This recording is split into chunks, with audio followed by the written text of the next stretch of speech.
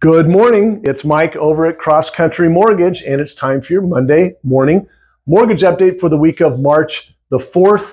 I always try to bring data to you, give you information, so when you go out and talk to your buyers and sellers, you can have those more impactful conversations and really answer all the questions that they may have about what's going on in the market. Should they buy? Should they sell?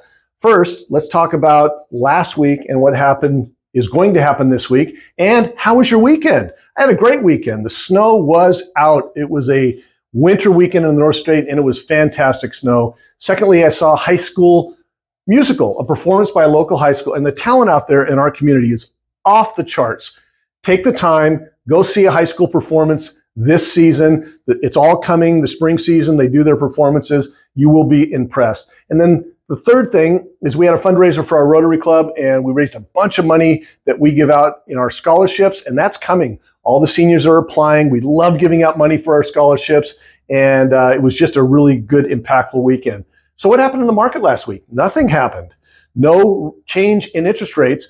We saw inflation meet expectations. So this is good. It wasn't higher than expectations, which is bad for mortgage rates. It was at expectations. But we also saw weakness in the economy. Some data came out that showed manufacturing is down. Businesses aren't making stuff because consumers aren't buying it. And then consumer sentiment. What do they think about the future of the economy? Not very good. So a lot of weak numbers about the future of our economy. Three things this week. We're talking about the Fed, consumer spending numbers, again, coming out this week, and then jobs, big jobs week. Every single month we have a week like this where a lot of data comes out with jobs. So the Fed is talking this week.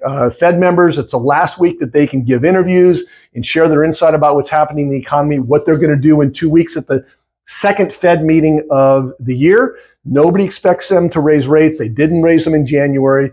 Maybe they'll raise them in May. We don't know. So a lot of information this week about what they think they should do and what they think is happening in the economy.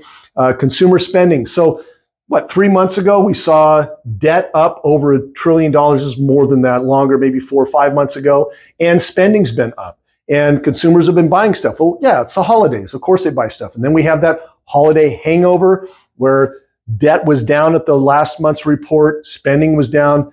So now the numbers that are coming out this month shows us really what's happening in an economy that's not influenced by a bunch of stuff. So these consumer spending numbers will be really impactful. Are we going to see organically more debt go up and more spending, or down?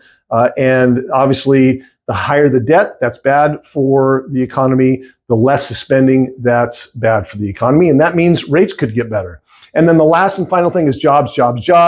Every single day this week, we have jobs numbers coming out. How does this impact mortgage rates? Well, if the jobs numbers come out showing a weaker economy, that's good for rates. If the jobs numbers that come out show a strong economy, that's bad for rates. So we see jobless claims coming out, hourly earnings, unemployment, wages going up or are they going down, job cuts, just a ton of data that impacts how the jobs and the wages are happening in our economy. So we're floating, starting the week floating cautiously and going to lock at any time.